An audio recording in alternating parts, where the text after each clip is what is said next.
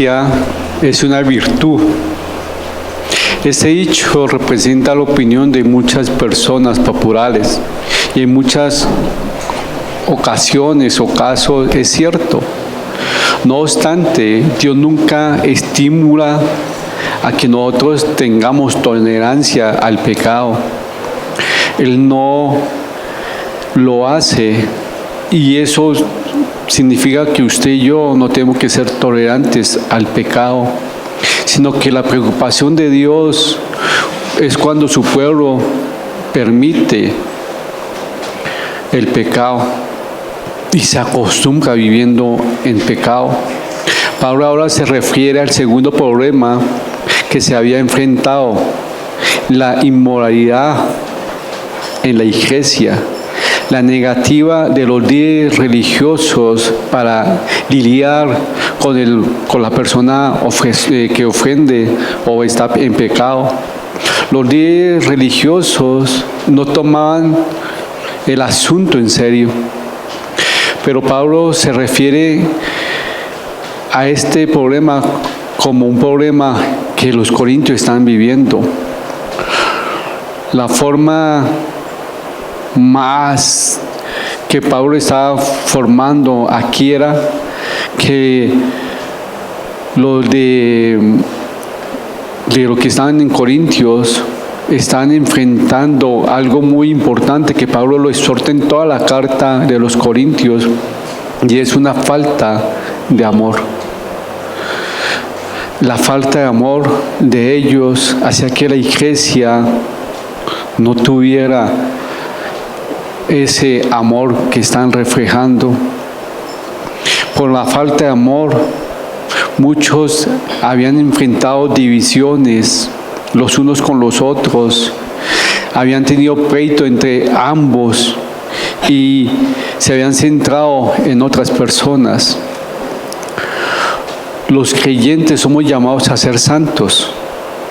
1 Corintios 1:2. ¿Cómo que Dios quiere que yo sea santo? Sí, la palabra santo, ¿qué quiere decir? Apartados para Dios. A veces nosotros tenemos esa imagen de ese santo que está ahí. No, una persona santa es aquella persona que vive en este mundo y es apartado del pecado para Dios, para glorificar a nuestro Señor. Eso significa ser santo. Si un creyente ama a la iglesia o a la congregación, no debe permitir que en ellos o en la congregación habite el pecado. Quizá las personas de Corinto se habían visto el pecado y se habían acostumbrado. De pronto no tenían la autoridad de confrontar a la otra persona. Oye, lo que estás haciendo no le gusta a Dios. ¿Por qué? Porque le hacía falta algo que a ustedes y a mí a veces nos falta: amor. Amor a su hermano. A veces la falta de confrontación al hermano es porque no lo amo. Ay, mire lo que pase, usted mirará. Pero cuando uno ama a su hermano, se preocupa por la vida espiritual. Y como uno lo ama, ve que su actitud que está teniendo está siendo que le está afectando su vida espiritual. Entonces uno, ¿qué hace? Oye, lo llama en amor. Mire lo que estás viviendo, a Dios no le gusta. Evalúate tu actitud contra Dios. Pero muchos son tolerantes al pecado. ¿Por qué? Porque si le digo a mi hermano, mire su actitud ante Dios, ¿yo cómo le voy a decirle si yo estoy haciendo esto? ¿Cómo le voy a decirle a mi hermano, mire, trate bien a su esposa, si yo a mi esposa no la estoy tratando bien? Somos tolerantes al pecado. Y eso es lo que Pablo está diciendo. Nosotros los cristianos no tenemos que ser tolerantes al pecado. Y ese es el título del estudio de esta mañana. Está detrás mío. ¿Cómo se llama? ¿Cuándo qué? Cuando la tolerancia ¿qué? no conviene. Hay que ser tolerantes, pero no con el pecado. Hay muchos papás que dicen, no, yo soy tolerante, amo a mi hijo. Y como prefiero que mi hijo vaya a tener relaciones, no quiero que mi hijo vaya a tener relaciones en un motel o en otro lado, entonces yo permito que mi hijo venga acá con la novia a tener relaciones íntimas. ¿Qué estoy haciendo? Tolerando el pecado. Es fácil. Y muchos no disciernen. Oye, lo que está haciendo no le gusta a Dios. ¿Cómo? ¿Tan extremista? Sí, es así. Los invito a que vayamos a 1 Corintios capítulo 5 y vamos del versículo 1 al 13. Vamos en el nombre del Padre, del Hijo, del Espíritu Santo. Fredicito, ¿me ayudas? Un caso de inmoralidad juzgado.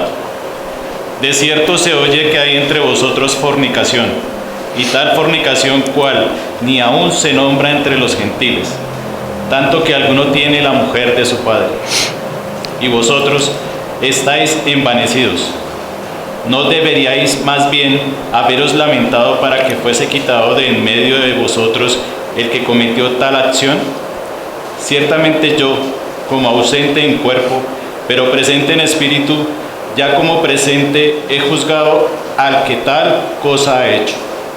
En el nombre de nuestro Señor Jesucristo, reunidos vosotros y mi espíritu con el poder de nuestro Señor Jesucristo, el tal se ha entregado a Satanás para destrucción de la carne, a fin de que el espíritu sea salvo en el día del Señor. No es buena vuestra jactancia. ¿No sabéis que un poco de levadura leuda toda la masa? Limpiaos, pues, de la vieja levadura, para que seáis nueva masa, sin levadura, como sois. Porque nuestra Pascua, que es en Cristo, ya fue sacrificada por nosotros. Así que celebremos la fiesta, no con la vieja levadura, ni con la levadura de malicia y de maldad, sino con panes sin levadura, de sinceridad y de verdad. Os he escrito por carta que no os juntéis con los fornicarios, no absolutamente con los fornicarios de este mundo, o con los avaros, o con los ladrones, o con los idólatras, pues en tal caso sería necesario salir del mundo.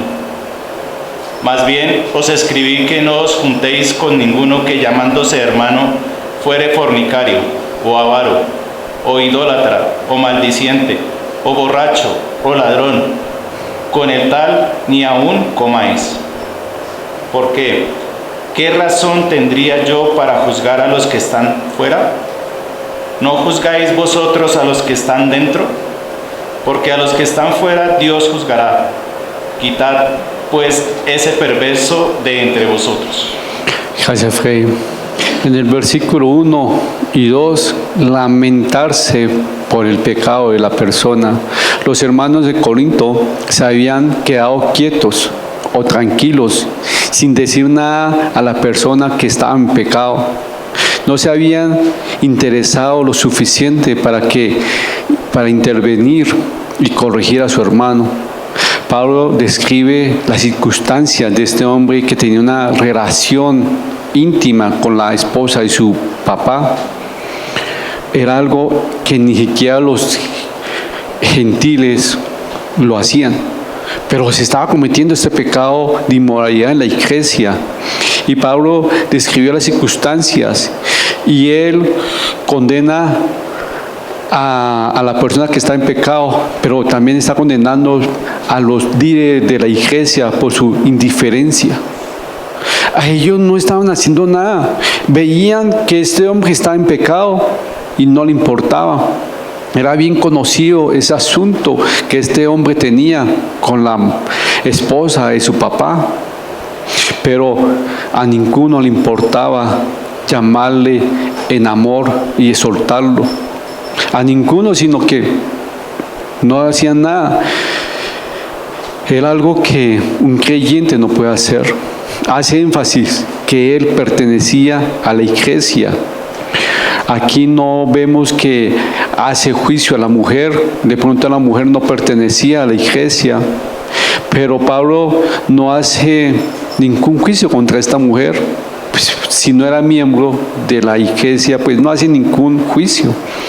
Pero el plan de Dios para su pueblo es que nosotros seamos que santos, apartados para Dios. Recuerden, la palabra santo es apartado para Dios. Muchos tienen esa palabra santo, una imagen así: no hago nada. No. Por eso que cuando los apóstoles escribían entre ellos, decían: para los santos de Efesios, para los santos de Corintios, y sean hermanos en la fe que querían vivir para Cristo, apartados del pecado.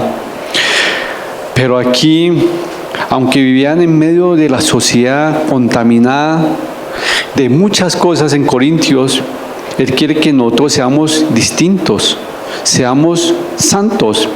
Pero aquí en el versículo 2, la falta de acción, la realidad de este hombre que está en pecado y la inquietud o la que no hicieron nada para confrontar a este hombre con su pecado. Su reacción fue ser indiferentes. Vaya a saber por qué. No quisieron llamarlo en amor. Cuando uno confronta a una persona, el motivo que lo hace a uno, ¿cuál es? El amor hacia esa persona. ¿Por qué? Porque uno ve que ese pecado lo está separando ¿de quién? De Dios. Rompe la comunión con Dios. Entonces, el amor de uno es motivado a que ese hermano sea confrontado con la palabra de Dios. Entonces yo en amor voy al hermano y digo: mire, es que la palabra dice esto y tú estás haciendo esto.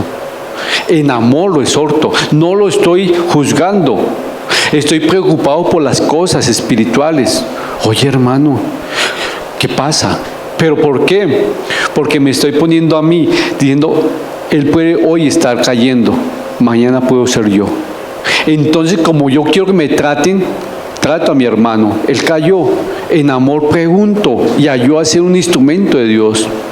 Pero a ellos no les interesaba la condición de este hermano, ni habían intentado ayudar a él para solucionar ese problema. No le corrigieron porque no le amaban. Dicen los estudiosos, porque el padre que ama a su hijo, corrige. Y ellos se les olvidó Hebreos 12, versículos 5 al 8. ¿Qué nos dice Hebreos 12, del 5 al 8? Y habéis ya olvidado la exhortación que como a hijos se os dirige, diciendo: hijo mío, no menosprecies la disciplina del Señor, ni desmayes cuando eres reprendido por él. Porque el Señor al que ama, disciplina, y azota a todo el que recibe por hijo. Mire que cuando uno ama, también uno valora la disciplina. Cuando uno ama a su hijo, ¿qué hace? ¿Le alcahuetea? Lo disciplina. Y uno lo hace ¿por qué? ¿Cuál es la motivación de disciplinar a nuestros hijos? El amor. Usted piensa que Dios no lo ama a usted y Dios usa a una persona para que usted sea restaurado en ese pecado que está viviendo. Acá la gente no le demostró que lo amaba. Ay, él mira, es su vida. Eso no es amor. Eso es amor, no es amor. Hoy en día muchos papás no aman a sus hijos. Que ame. ¿Por qué? Porque le dejan que su hijo haga cualquier cosa. Si lo ama, el padre que ama a su hijo lo corrige. Y ahora, si somos temerosos de Dios, mi hijo, eso no le gusta a Dios. Lo que está haciendo no está bien. Pero la disciplina eclesiástica no está en un grupo de policías que persigue y sigilosamente investiga a cada miembro de la iglesia para mirar en qué cayó en pecado para arrestarlo. No. La disciplina eclesiástica es un grupo de hermanos que primeramente se lamenta por la pérdida de esa persona que ha caído. Busca restaurarlo en amor. Busca ser un instrumento de Dios para que esa persona vea su condición espiritual. Eso es lo que Dios quiere que nosotros hagamos. Que nosotros seamos esos instrumentos en amor para decirle: lo que estás haciendo no está bien para Dios. Pero muchos callamos. Y eso es la falta de amor. ¿Cuántos de ustedes aman a su esposo o a su esposa, a su papá, a su mamá, sí, lo aman. ¿Cómo le demuestran que lo aman? Con la forma de comportarse con ellos. Y una forma de comportarme con ellos es, oye, preocupándome por la vida espiritual. Si esa persona falló, ven en amor, con la mayor reverencia, si es el papá o la mamá, no juzgándolo, mami, es que tú sabes que yo te amo y a mí me importa tu vida espiritual, porque primero eres mi cabeza, entonces mire que lo que está haciendo no está bien, en amor. Pero cuando uno juzga el pecado, no estamos para juzgar, uno lo hace para que Dios sea ese instrumento, para que nosotros podamos ver cómo Dios restaura a esa persona que ha caído en pecado. Pero acá Pablo, en el versículo 3 al 4, intervino. Él se vio obligado a intervenir. Pablo se presentó como miembro del pueblo de Dios y él dice que va a tomar el asunto y muestra, dice, por la autoridad que tenía como apóstol, y juzgó el asunto. Pero Pablo estaba haciendo en realidad que ellos se reunieran con la persona que haya pecado o que estaba pecando y le da el consejo: reúnanse con él, hablen con esa persona, llámela, exhórtela con el amor, muéstrenle en qué está fallando. ¿Para qué? Para que esa persona se arrepienta y mire lo que está haciendo mal. Si no hace caso, pues ¿qué hagan? Entrégueselo a Satanás. Dice ahí, y es triste, sí, si no quiere vivir, ojo, que uno sabe, acá no hay huérfanos en el mundo. ¿Usted es hijo de Dios o es hijo de quién? Listo. Entonces dijo, bueno, entonces usted no quiere hacer caso, entonces vaya el que lo está gobernando y lo entrega a Satanás. Pero acá dice algo importante, el por qué tenemos que ser limpios. Y Pablo pone la imagen de la cena pascual. ¿Cuál es la imagen de la cena pascual? Pues lo invito, cuando ustedes tengan tiempito, de leer Éxodo 12. Éxodo 12 nos muestra, nos recuerda lo que pasó con el pueblo de Egipto cuando salieron de la esclavitud. Ellos tenían que rociar la sangre del cordero en el dintel de la casa. ¿Sí? Y ahí nos recuerda que Jesucristo es el Cordero de Dios, que derramó la sangre para librarnos del pecado. Eso lo vemos en Juan 1, 28, 29 y 1 de Pedro 1, de 18 al 25. Pero los judíos que estaban en Egipto fueron librados por la muerte del Cordero, que se aplicó la sangre. Luego ellos, cuando hicieron eso, comieron ¿qué? La carne, la comida de la Pascua. Después de haber eso, ellos, antes de haber hecho haber puesto la sangre en los dinteles de las puertas para que el ángel de muerte que pasara no entrara a la casa, ellos tuvieron que hacer ¿qué? Haber limpiado su casa o su tienda de cualquier levadura. Recuerden que aquí la levadura representa el pecado. Y sí, ellos tenían que comer pan, pero sin levadura. La levadura es un cuadro del pecado. Es pequeña, pero poderosa para contaminar la masa. Eso es lo que hace el pecado. Puede entrar el pecado muy pequeñito, pero va creciendo y va contaminando toda la masa. El miembro de la iglesia de Corintio estaba en pecado. En pocas palabras, tenía levadura. Era como esa levadura y estaba contaminando el pan entero. ¿Cuál era el pan entero? La congregación. Igual, ellos tenían que tomar medidas para sacar esa levadura. Y hace una comparación Pablo. Pablo les estaba recordando a ellos lo que ellos ya sabían. ¿Qué sabían? Que ellos tenían que vivir pendiente de sacar su levadura. Igual ellos todos los años hacían la fiesta de los panes sin levadura. Igual ellos hacían las fiestas. Entonces, ¿por qué no lo están poniendo en práctica? Ellos sabían esa verdad, pero no la estaban poniendo en práctica. Un poco de levadura implementa o contamina toda la masa y rápidamente se daña. Igual que una enfermedad. La iglesia debe limpiarse de la vieja levadura, las cosas que contaminan al hombre. Igual la maldicencia, la maldición, y reemplazarla con la sinceridad. Pero aquí dice, no juzgándonos. Aquí no juzguemos a las personas del mundo que no conocen a Cristo, las personas que no están viviendo para Cristo. No lo condene, tranquilo, el juicio futuro va a venir. ¿Y quién es el que va a juzgarlos? ¿O no va juzgando a nosotros? Dios. No se preocupen. Pero acá dice en el versículo 9 al 13, más bien, ustedes no pueden salir del mundo, pero está diciéndole, tengan cuidado con ese hermano que se llama ser hermano y está en pecado y practica el pecado. En pocas palabras, si usted sabe que hay un hermano que dice, yo vivo para Cristo, asiste puntual a la iglesia y su testimonio no es el mismo, y ya el pastor o el líder espiritual lo llamó para que él viera su condición pecaminosa y se arrepintiera y viviera para Cristo y viviera una vida apartada para Dios, y esa persona no quiso o no quiere vivir para Cristo y sigue en pecado, ¿qué nos dice la palabra en el versículo 11? ¿Qué dice? Más bien os escribís que no os juntéis con ninguno que llamándose hermano fuere fornicario o avaro o idólatra o maldiciente o borracho o ladrón, con el tal ni aun comáis.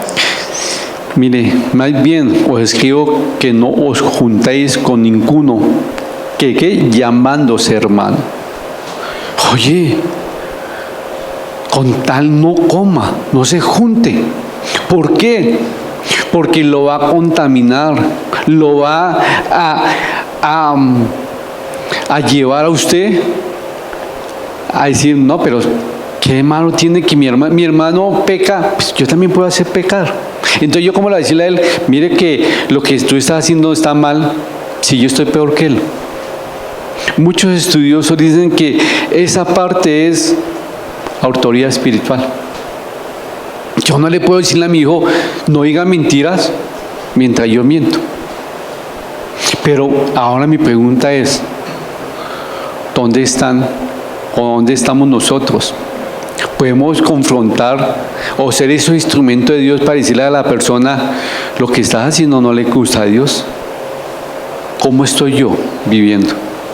O estoy como estas personas religiosos, viendo a esa persona vivir en pecado, y yo en amor, como no tengo amor para esa persona, le digo, pues que él mire qué hace, es su vida. Pero si yo tengo amor en Cristo Jesús, busco que algo en la palabra, un versículo, digo, mire, por amor, lo que me está impulsando para llamar a la atención o para ser un instrumento de Dios para que esa persona vea su pecado, ¿cuál es? El amor. Me está haciendo ese amor que siento por esa persona ser un instrumento para que yo vaya y le diga, mire lo que dice la palabra de Dios y mire lo que tú estás haciendo. Eso, el amor me está motivando a yo llevarle la palabra de Dios para que esa persona vea su condición espiritual.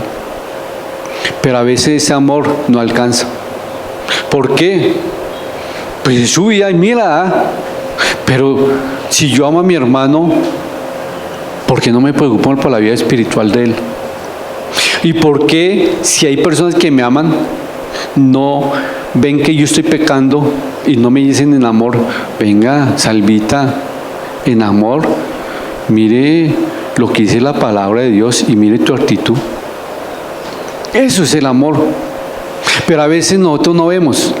¿Por qué? No, ¿cómo le voy a decirle a mi hermano que no diga mentiras si Pinocho me quedó en pañales? ¿Cómo? Eso es no tener ¿qué? Autoridad espiritual. Y muchos se están perdiendo y vienen a una congregación religiosamente, cumplir su cuota. Pero nosotros no estamos acá para cumplir una cuota religiosa. Nosotros estamos aquí para aprender la palabra, para ponerla ¿por qué? Por obra. Pero mucha gente es como esos diligentes. Bueno, está en pecado. Él y Dios. Pero usted no puede ser un instrumento para que su hermano mire su condición, para que su hermano se arrepienta de lo que está haciendo con Dios, no para que usted diga, si ve cómo soy, lo exhorté, no. Que usted diga, por la misericordia de Dios, Dios me usó para que mi hermano fuera edificado o restaurado. Pero esa falta de amor nos hace ver a mi hermano como es su vida. ¿Cuántos de ustedes aman a sus hijos, los que tienen hijos? ¿Por qué lo corrían ustedes? ¿Ah? Por amor. Si ustedes son hijos de Dios, ¿Dios lo corría a ustedes? Y Dios a veces usa esos hermanos para decirle, lo que estás haciendo a ti no te gusta, lo que estás haciendo no le gusta a Dios. Mire lo que dice la palabra. La disciplina en la iglesia no es fácil ni popular, pero sí es importante. Se tiene que hacer de la manera apropiada. ¿Cuál es la palabra apropiada? La manera apropiada, primero en la palabra de Dios, después en el amor. Muchos dicen que primero mi motivación es el amor hacia mi hermano y después la palabra de Dios. Pero cuando uno es motivado por el amor, ora por su hermano, ayuna, porque mi hermano cayó en pecado y créame que a veces eso, ayunar y orar por esa persona, él lo necesita. Y usted y yo también lo necesitamos, porque así es lo que hace un cuerpo. El cuerpo de Cristo se duele. ¿Cuántos de ustedes no se han machucado un dedito?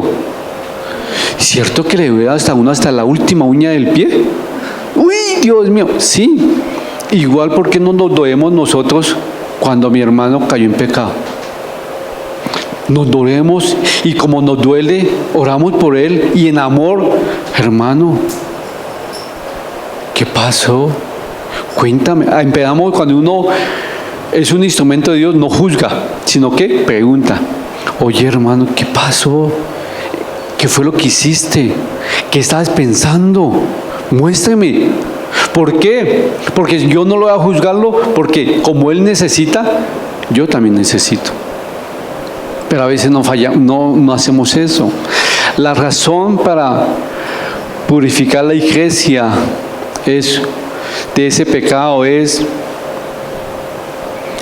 un poco de pecado contamina todo el cuerpo.